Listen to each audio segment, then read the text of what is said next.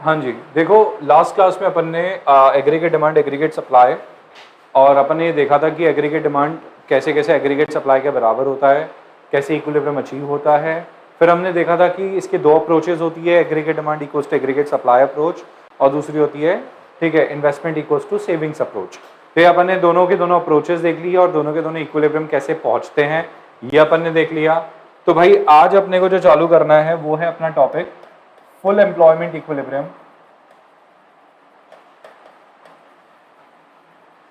equilibrium and underemployment equilibrium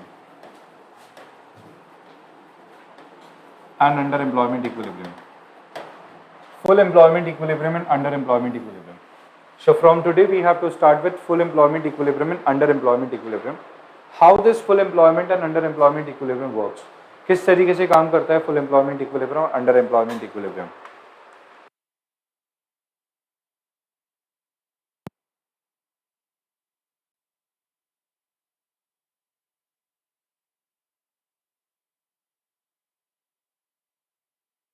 full employment equilibrium, under employment equilibrium के बारे में हम बात कर रहे थे।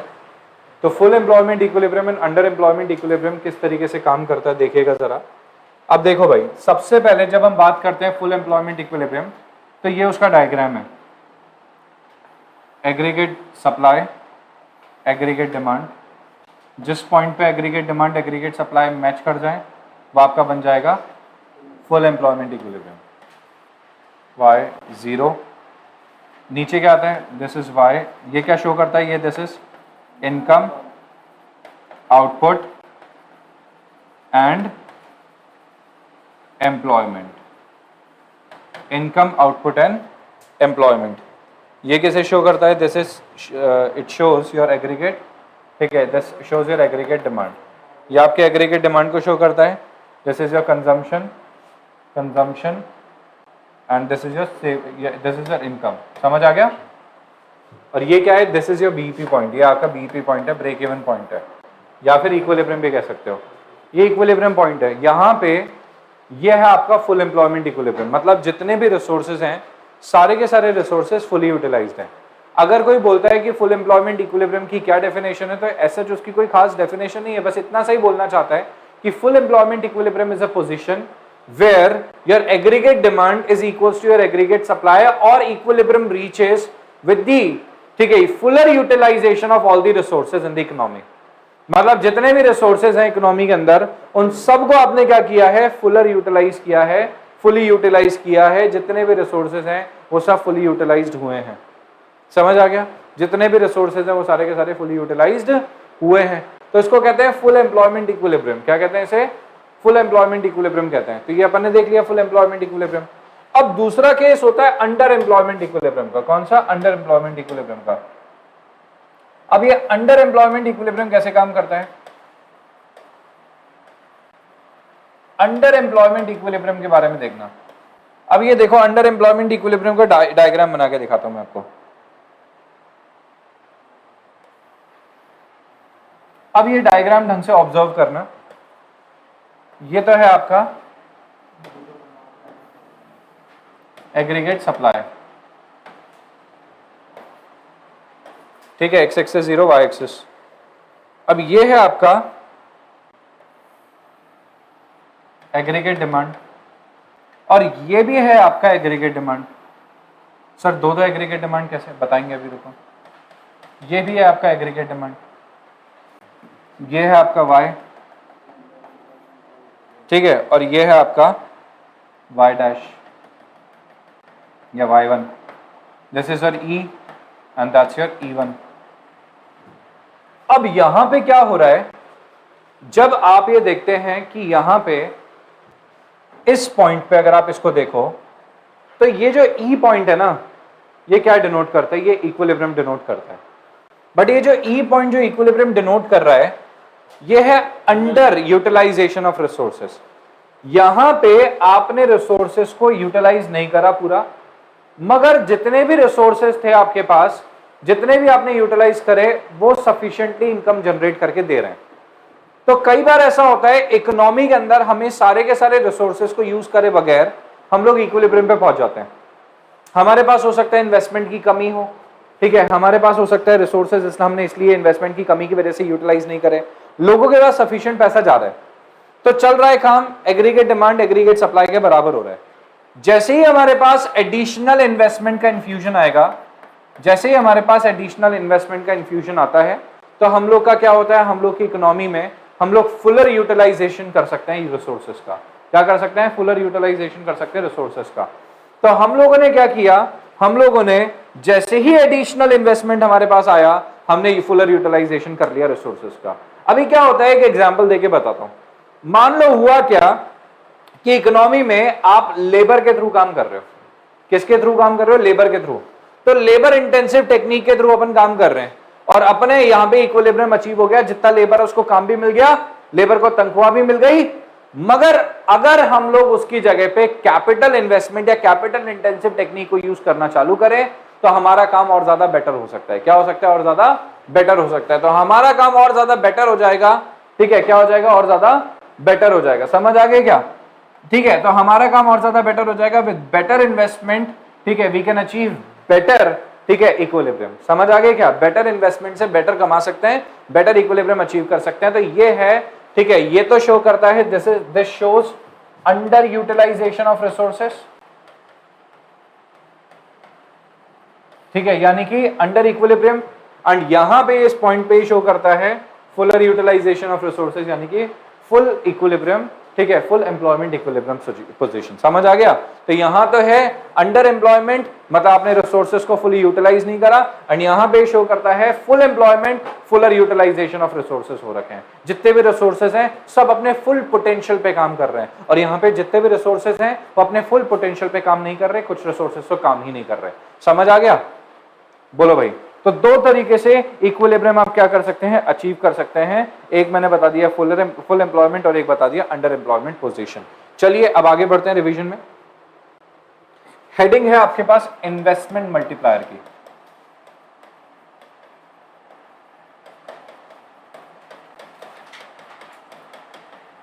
किसकी? इन्वेस्टमेंट मल्टीप्लायर की। Now your next heading is investment multiplier. Next heading क्या है? Investment multiplier. देखिए आपका पूरा ये चैप्टर जो है ना, ये इन्वेस्टमेंट मल्टीप्लायर के बेसिस पे काम कर रहा है। किसकी वजह से काम कर रहा है? इन्वेस्टमेंट मल्टीप्लायर के बेसिस पे काम कर रहा है। इन्वेस्टमेंट मल्टीप्लायर को रिवाइज करने से पहले मैं आपको कुछ बातें बता देता हूं। देखो क्या होता है, आपके पास यहां पे आती है इनकम, आपके पास आता है कंजम्पशन, और आपके पास आता है इन्वेस्टमेंट। इनकम थी आपकी 0, कंजम्पशन था आपका 15, इन्वेस्टमेंट था आपका 5। ठीक है, इन्वेस्टमेंट आपने क्या किया, अब आपने कमाया मान लो 10, कंजम्पशन हो गया 20, इन्वेस्टमेंट है 5। फिर आपने कमाया 20, कंजम्पशन हो गया मान लो आपका 25, ठीक है, इन्वेस्टमेंट आपका 5। फिर आपने कमाया 25, कंजम्पशन है आपका 30, और आपका ये सॉरी ये 30 हो गया, सॉरी ये 30, कंजम्पशन आपका 30 और ये हो गया 5। फिर आपने कमाया 40, आपका कंजम्पशन है 35 का और ये है 5 का। फिर आपने कमाया 50, ये है 40 का, ये है 5 का, और ये आपने कमाया 60, ये है आपका 45 और ये है आपका 5। अब आप देख सकते हो इसमें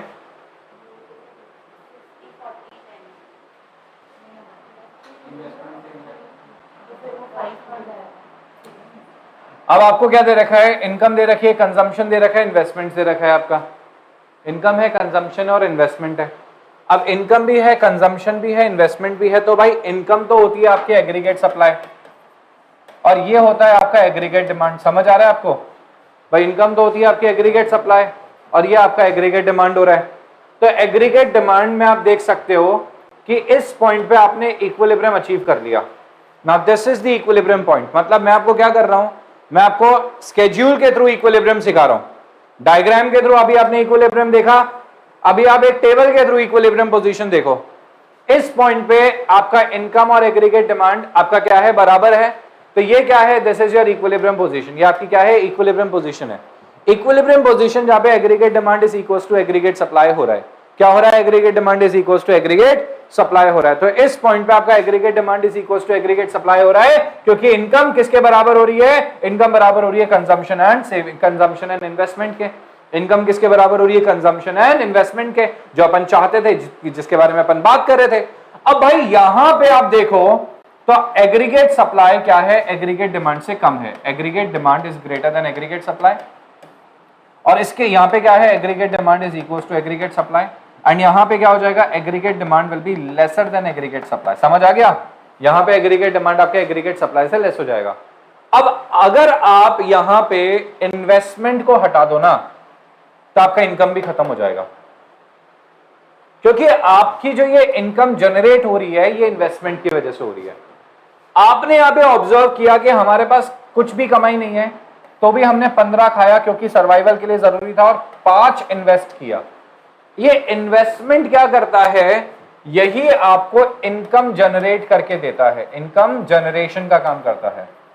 investment is the income generation, investment is the income generator.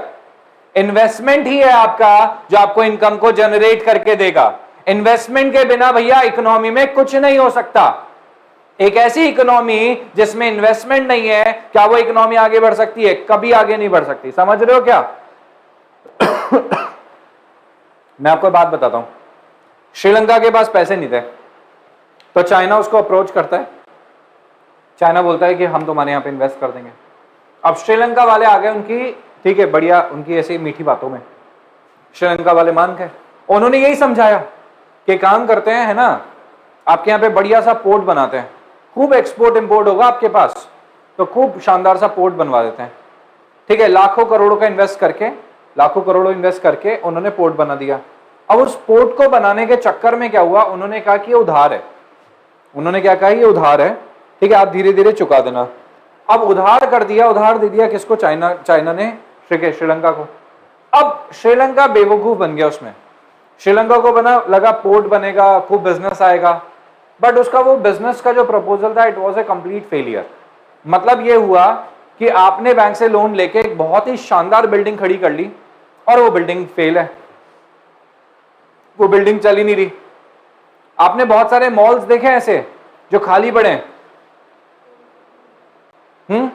पीछे की तरफ एक गोल्ड सुक मॉल है, देखा, उसमें से वो 2-5 दुकानें चलती है, बाकी पूरा खाली पड़ा है। गोल्ड सुक नहीं चलता ना, गोल्ड सुक मॉल, ठीक है। इसी तरीके से एक नहीं, एक तरीके से बहुत सारे एग्जाम्पल्स हैं, इस तरीके से एक नहीं बहुत सारे एग्जाम्पल्स हैं। सो बेसिकली क्या होता है कि ये मॉल बना दिया और नहीं चला, तो यही क्या होता है, बैड इन्वेस्टमेंट। तो यही हुआ श्रीलंका के साथ।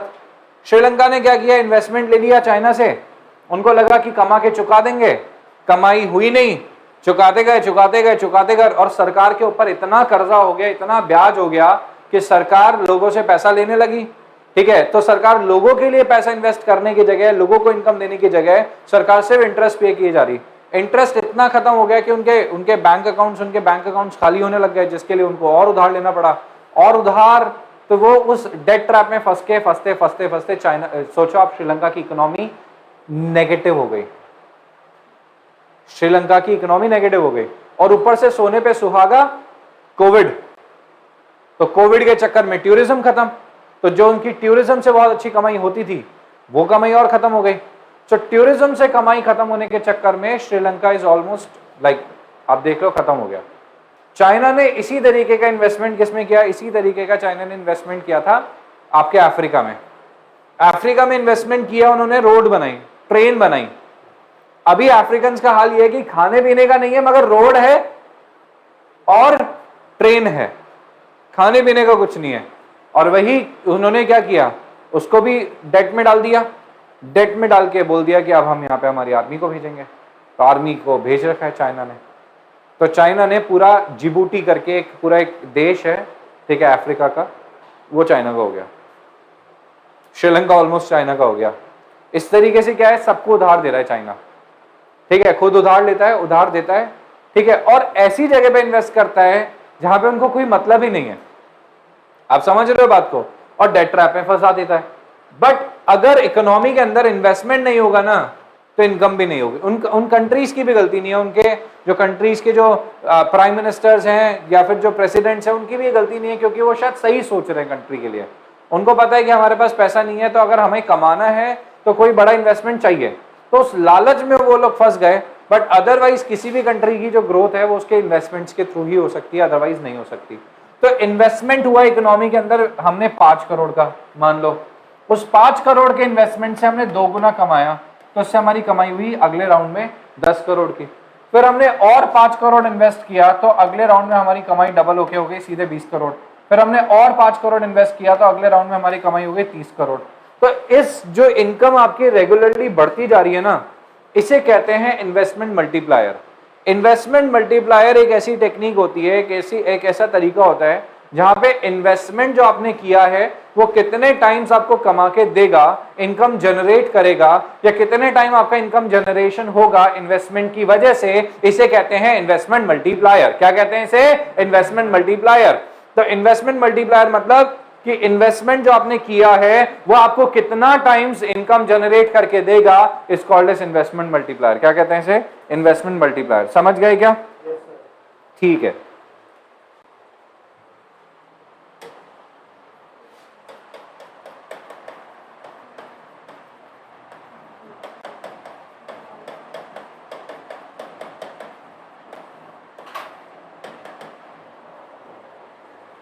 अब देखो इन्वेस्टमेंट मल्टीप्लायर को क्या कहते हैं? इन्वेस्टमेंट मल्टीप्लायर को आप के से डिनोट कर सकते हो। किससे? के से डिनोट कर सकते हो। So you can also denote this investment multiplier using the के। आप के को यूज करके उसको डिनोट कर सकते हो। ठीक है, तो के का मतलब क्या होता है? K equals to delta Y upon delta I. Delta Y upon delta I, delta Y upon delta I. ठीक है, इसको कहते हैं के। क्या कहते हैं इसे? के। अब delta Y upon delta I का मतलब क्या है? ठीक है भाई, देखो भाई, ठीक है, change in income upon change in investments. तो इसका मतलब होता है चेंज इन इनकम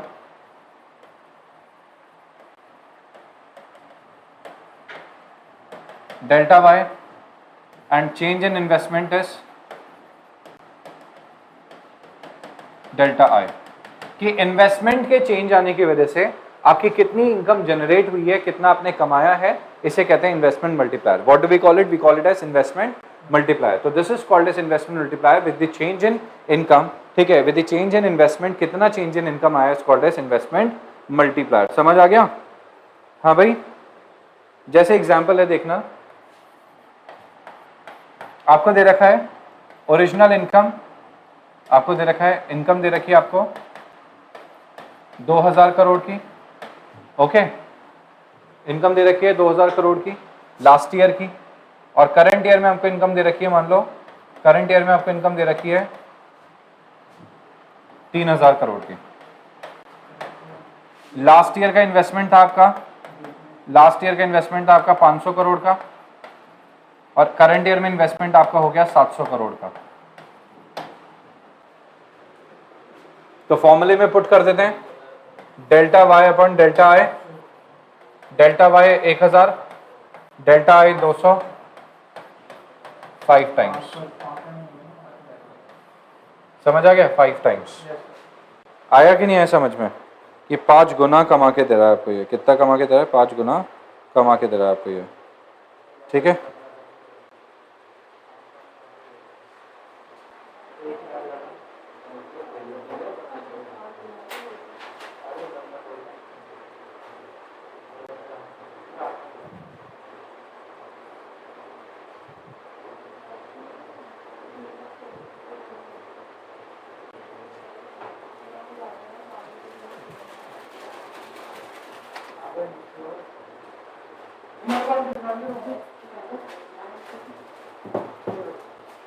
आ गया समझ में? यहां तक क्लियर हो गया? अब आगे देखना। अब देखो भाई, अब ये जो काम करता है ये कैसे करता है? ये एमपीसी और एमपीएस की वजह से काम करता है। किसकी वजह से काम करता है? एमपीसी एंड एमपीएस की वजह से काम करता है। तो अगर अपन बात करते हैं किसके बारे में, अगर अपन बात करते हैं, ठीक है, रिलेशनशिप बिटवीन मल्टीप्लायर और एमपीसी, तो सुनिएगा जरा। अब एमपीसी और रिलेशनशिप क्या होता है? एमपीसी का रिलेशनशिप देखते हैं।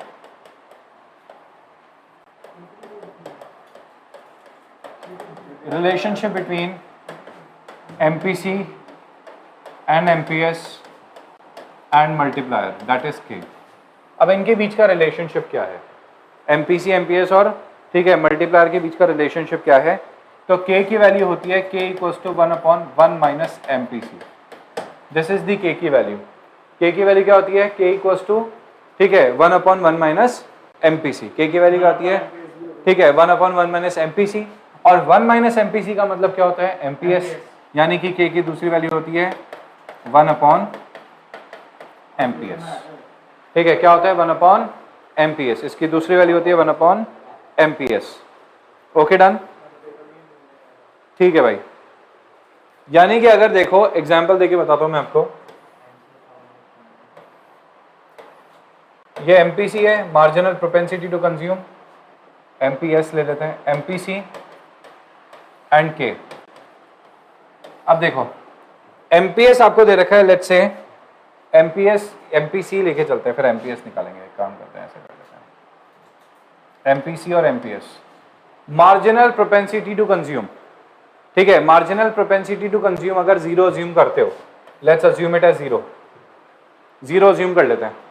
यानी कि सब कुछ क्या कर रहे हो आप? जो भी एडिशनल कमाया सब कुछ सेव कर रहे हो। भाई MPC अगर 0 है मतलब एडिशन ऑफ इनकम का कुछ भी कंजम्पशन नहीं कर रहे आप। मतलब आपकी इनकम 1 लाख थी, अब 1 लाख से 1,10,000 हो गई, तो आपका कंजम्पशन बढ़ा नहीं है। आपका कंजम्पशन बढ़ा नहीं है, आपका कंजम्पशन उतना का उतना ही है। भाई 1 लाख से 1 लाख आपकी इनकम हुई, बट आपका कंजम्पशन जो था वो मान लो 50,000 था, तो आज भी वो 50,000 ही है, आपने उसको बढ़ाया नहीं है। तो MPC तो हो गया 0 और जो भी था वो सब कुछ सेव हो गया, तो MPS हो गया 1। तो K की वैल्यू क्या आएगी? K की वैल्यू आएगी 1/1 माइनस 0। तो 1/1 माइनस 0 यानी कि 1, तो K की वैल्यू हो जाएगी 1। समझ आ गया? अगर अपन MPC को क्या करते हैं? MPC को बढ़ाते हैं अब। ठीक है, MPC को बढ़ा लेते हैं। MPC को बढ़ा लेते हैं, कितना कर लेते हैं? ठीक है, 0.5 कर लेते हैं। कितना कर लेते हैं? 0.5। 0.5 तो समझ ही गए कि 0.5 का मतलब क्या हो गया भाई? 0.5 मतलब, ठीक है, या 0.25 कर लो, एक काम करो 0.25 कि 25% कंज्यूम कर लेते हैं या फिर 20% कंज्यूम कर लेते हैं। ओके फाइन, 20% कंज्यूम यानी कि कितना परसेंट सेव? 80% सेव। यस और नो? 80% आप बचत कर रहे हो। तो आपने क्या करा? आपकी इनकम 10,000 से बढ़ी, आपने खर्चा 2,000 से बढ़ाया, वो 2,000 से बढ़ाया। तो खर्चा अगर आप 2,000 से बढ़ाते हो तो 1/1 माइनस MPC। तो 1/1 माइनस MPC कितना आ जाएगा? या फिर K की वैल्यू आ जाएगी 1/0.80। कितना होता है 1/0.80? 1.125। समझ आ गया? यस और नो? अब अगर आप इसको कर लेते हो मान लो 0.25, तो 0.25 में कितना हो जाएगा? 0.75। और इसकी वैल्यू कितनी आ जाएगी? 1/0.75 कितना हुआ? 1.33। 1.33। फिर इसकी वैल्यू कर लेते हैं अपन 0.50। कितना? 0.50। तो MPS भी कितना हो जाएगा? 0.50। 1/0.50 कितना होता है? 2। 1/0.50 कितना हो गया? 2। ठीक है, 0.67 ये कितना हो जाएगा? 0.33। 1/0.33 कितना हो जाएगा? वैल्यू हो जाएगी 3। 0.75 0.25 वैल्यू हो जाएगी 4।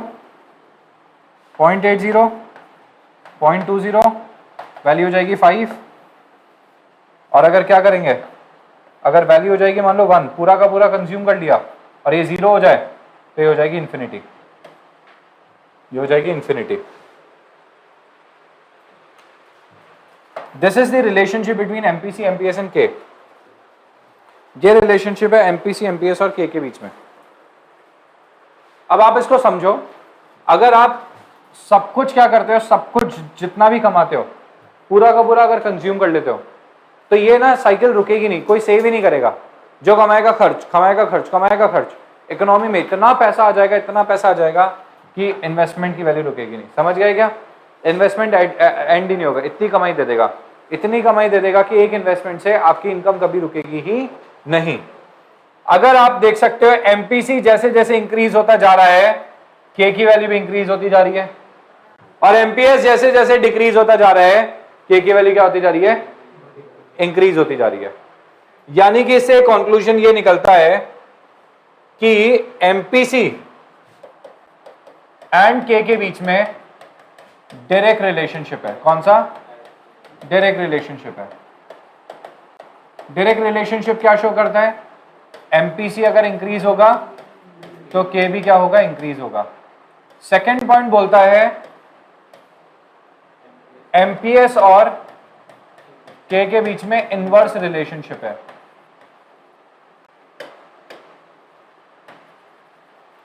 इनवर्स रिलेशनशिप है, इनके बीच में इनवर्स रिलेशनशिप है, यानी कि एमपीएस की वैल्यू बढ़ेगी तो के क्या हो जाएगा, डिक्रीज हो जाएगा। आया कि नहीं आया समझ में, बताइए।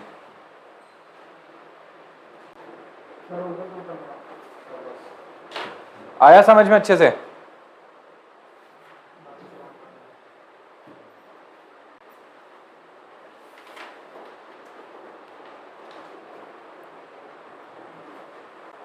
अब देखना, अब एमपीएस की वर्किंग, ये के की वर्किंग ऐसे होती है, मल्टीप्लायर की वर्किंग ऐसे होती है। मल्टीप्लायर की वर्किंग करने के लिए, मल्टीप्लायर की वर्किंग के लिए हमें क्या करना पड़ेगा, एक अजम्पशन लेना पड़ेगा। जैसे अजम्पशन ले लेते हैं अपन, मान लो अजम्पशन लेते हैं कि इनिशियल इन्वेस्टमेंट जो हुआ है वो हुआ है 100 करोड़ का, और एमपीएस को अज्यूम कर लेते हैं, एमपीसी को अज्यूम कर लेते हैं 50.50। इसका मतलब क्या हुआ भाई, इसका मतलब हुआ कि इनिशियल इन्वेस्टमेंट तो इकोनॉमी में हो रहा है 100 करोड़ का, और 50% आप कंज्यूम करोगे और 50% आप सेव करोगे। अब होगा क्या, जब हम बात करेंगे राउंड 1 के बारे में, तो राउंड 1 के अंदर कितना इन्वेस्टमेंट होगा, 100 करोड़ का इन्वेस्टमेंट होगा। जैसे ही 100 करोड़ का इन्वेस्टमेंट हुआ तो क्या करेगा, इकोनॉमी के अंदर 100 करोड़ की इनकम को जनरेट करेगा। किसको जनरेट करेगा, 100 करोड़ की इनकम को जनरेट करेगा। अब आप पूछोगे सर कैसे, तो देखो भाई, जब आप इन्वेस्टमेंट करते हो तो वो दूसरों की कमाई होती है। सर कैसे कमाई होती है, यार आपने मशीन खरीदी तो मशीन जिससे खरीदोगे उसकी कमाई नहीं होगी, बट सर उसने तो, उसका तो कॉस्ट भी लगा था, तो उसका कॉस्ट लगा था तो उसने भी तो किसी से खरीदी, तो उसकी भी तो कमाई होगी ना भाई। भाई अगर इकोनॉमी में एक बंदा कमाता है तो एक बंदा ही थोड़ी कमा रहा है। जब वो पेमेंट देता है तो पीछे पूरी चेन चलती है, it's a chain system, it's a cycle. आज हो सकता है कि आप लोग मुझसे इस तरीके से कनेक्टेड हो, आपको पता ही नहीं हो। एक चेन सिस्टम में बंधे हुए अपन सब, आपको भी नहीं पता, मान लो मुझे भी नहीं पता कि अपन किस तरीके से इकोनॉमी के अंदर कनेक्टेड है। हो सकता है, ठीक है, कि अगर आपके पापा पेमेंट रोक दें तो हो सकता है वहां से आगे सर्किल ऐसा घूमे कि मेरा भी पेमेंट रुक जाए। हो सकता है आपके पापा पेमेंट रिलीज करे, हो सकता है मेरे को भी जल्दी पेमेंट मिल जाए। तो भाई पता नहीं है कौन किस तरीके से इकोनॉमी के अंदर कनेक्टेड है, कहीं से पैसा अटकता है तो वह आगे का भी सर्किल रुक जाता है। समझ आ रहा है? कोविड में सरकार ने अनाउंसमेंट कर दी कि भैया इनकम लोगों की कम हो जाएगी, ठीक है, 2 महीने कोविड, तो लोग क्या करते हैं, पेमेंट रोक देते हैं। अरे यार कोविड आ रहा है, रुक जा यार, पेमेंट बाद में देंगे, तो कुछ दिन बाद देंगे। अब उसके चक्कर में क्या होता है, पूरी इकोनॉमी के अंदर सर्कुलेशन रुक जाता है, क्योंकि आपने पैसा रोक लिया। तो जितना ज्यादा एमपीएस करोगे ना, सेविंग करोगे, और जितना ज्यादा पैसा रोक लोगे ना इकोनॉमी के अंदर, उतना ही पैसा कम जनरेट होगा, और जितना लोग फ्लो करा देंगे ना पैसे को, उतना पैसा निकल के आएगा इकोनॉमी में बाहर। क्योंकि आपके पास पैसा है, आगे पैसा दिया आपने, आगे पैसा दिया, आगे पैसा दिया, everybody is connected in the economy. Economy में सब कनेक्टेड है, कोई इंडिपेंडेंट नहीं है भाई इकोनॉमी के अंदर। आप बोलते हो सर मैं तो जॉब करता हूं, मैं तो इंडिपेंडेंट, अच्छा खर्चे नहीं होते तुम्हारे, तो जॉब ही करते हो, और जॉब तुम करते हो तो कहीं से सैलरी तो मिल रही है, वो बंदा कनेक्टेड नहीं हो इकोनॉमी से। हाँ, तो everybody is connected to the economy. So जब डेल्टा आई होता है तो उतने ही अमाउंट का डेल्टा वाई होता है, उतने ही अमाउंट का डेल्टा वाई होता है। अब लोग क्या करेंगे, लोग कंजम्पशन करेंगे 50 का। लोग क्या करेंगे, कंजम्पशन करेंगे 50 का। जैसे ही लोगों ने कंजम्पशन किया 50 का, तो 50 की लोगों ने सेविंग्स कर ली, तो इकोनॉमी से 50 करोड़ गायब हो गए। अब जैसे ही राउंड 2 चलेगा, आपने कंजम्पशन किया 50 का, तो 50 करोड़ की किसी और की इनकम बनेगी, 50 करोड़ की तो दूसरे की इनकम बनेगी। अब जैसे ही 50 करोड़ की इनकम बनी तो इकोनॉमी में 25 करोड़ का कंजम्पशन, 25 करोड़ की सेविंग्स। समझ गए? फिर ये तीसरा राउंड चलेगा, तो ये 25 करोड़ की इनकम मार्केट में आएगी, 12.5 करोड़ आप कंज्यूम करोगे, 12.5 करोड़ आप सेव करोगे, एंड ये प्रोसेस भाई चलता ही रहेगा। अब ये प्रोसेस सर कब तक चलता रहेगा वो सुनो, ये प्रोसेस तब तक चलता रहेगा जब तक के इक्वल्स टू 100 करोड़। भाई के की फॉर्मूला क्या होता है, डेल्टा 1/1 माइनस एमपीसी भी तो होता है ना, 1/1 माइनस एमपीसी भी तो होता है। तो MPC है 0.50, तो 1/1 माइनस 0.50, तो कितना आ जाएगा ये 2। सो MPC की वैल्यू आ गई 2, वो K की वैल्यू आ गई 2, यानी कि K जो है वो 2 गुना पैसा कमा के देगा, यानी कि 2 गुना कमा के देगा, यानी कि delta Y upon delta I होता है ना इसका फॉर्मूला दूसरा। तो K की वैल्यू हो गई 2, डेल्टा Y पता नहीं है, यह है 100 करोड़, यानी कि डेल्टा Y हो जाएगा 200 करोड़। ये 200 करोड़ कमा के देगा, यानी कि 100 कमा लिए, 50 कमा लिए, 75 कमा लिए, फिर 12.5 कमाओगे, फिर 6.25 कमाओगे। तो ये प्रोसेस तब तक चलता रहेगा जब तक आपकी इकोनॉमी में कमाई 200 करोड़ की नहीं हो जाती। तो सोचो इकोनॉमी में आपने 100 करोड़ इन्वेस्ट किया, 50% खर्च करके भी आपने 100 का 100 कंजम्पशन कर लिया, 100 की सेविंग्स हो गई इकोनॉमी में। सोचो आप, मतलब 100 इन्वेस्ट हुए, 200 की इनकम जनरेट हो गई, लोगों ने 100 सेव भी कर दिए, तो डबल हो गया ना सीधे पैसा। आगे समझ में कि कंजम्पशन करने के बाद भी 100 की सेविंग्स हो गई, और जो इन्वेस्टमेंट किया था वो तो एज इट इज हमारे पास वापस आ गया। तो इस तरीके से क्या है, इन्वेस्टमेंट मल्टीप्लायर काम करता है। इन्वेस्टमेंट मल्टीप्लायर, ठीक है, कि वर्किंग इस तरीके से चालू होती है। समझ आ गया क्या? अब ये जो इन्वेस्टमेंट मल्टीप्लायर है ना, इसकी मिनिमम और मैक्सिमम वैल्यू क्या हो सकती है इस इन्वेस्टमेंट मल्टीप्लायर की? ठीक है, मैक्सिमम वैल्यू तो हो सकती है इंफिनिटी, और मिनिमम वैल्यू आप देख सकते हो 1। समझ आ गया भाई? 100 करोड़ आपने इन्वेस्ट किए तो 100 करोड़ तो 100 करोड़ बनेंगे ना भाई। इकोनॉमी में 100 करोड़ तो दे ही दिए ना आपने, तो 100 करोड़ एक ने तो कमाया होगा ना कम से कम, तो 100 करोड़ की तो इनकम जनरेट होगी, तो एक तो होगा ही होगा मिनिमम, और मैक्सिमम वैल्यू तो भाई इंफिनिटी हो सकती है मल्टीप्लायर की। समझ गए? 2 टॉपिक है, ओरली करा रहा हूं, forward operation of multiplier and backward operation of multiplier. Forward operation of multiplier का मतलब होता है कि जब इकोनॉमी के अंदर फॉरवर्ड ऑपरेशन ऑफ मल्टीप्लायर और बैकवर्ड ऑपरेशन ऑफ मल्टीप्लायर ऐसे काम करता है। देखना, ये आपने क्या किया, इकोनॉमी में ये बना दिया, हाँ। अब जैसे इसको कहते हैं forward operation of multiplier, delta I. Delta I का मतलब हुआ कि एडिशनल इन्वेस्टमेंट। जैसे आप एडिशनल इन्वेस्टमेंट करते हो ना, तो मल्टीप्लायर आपका फॉरवर्ड ऑपरेशन में चला जाता है, इक्विलिब्रियम पॉइंट बढ़ जाता है और इनकम बढ़ जाती है। आप देख सकते हो कि कंजम्पशन भी बढ़ गया, इनकम भी बढ़ गई लोगों की। आया क्या नहीं आया समझ में कि लोगों की इनकम भी बढ़ जाएगी? तो जैसे ही इन्वेस्टमेंट इकोनॉमी के अंदर आता है, ठीक है, ये क्या करता है, मल्टीपल टाइम्स में इनकम को जनरेट करता है। तो इकोनॉमी के अंदर जैसे इन्वेस्टमेंट आएगा, फॉरवर्ड ऑपरेशन ऑफ मल्टीप्लायर बोलता है कि इसका पॉजिटिव इंपैक्ट ये आएगा कि ये इनकम को बढ़ाएगा बढ़ाएगा बढ़ाएगा।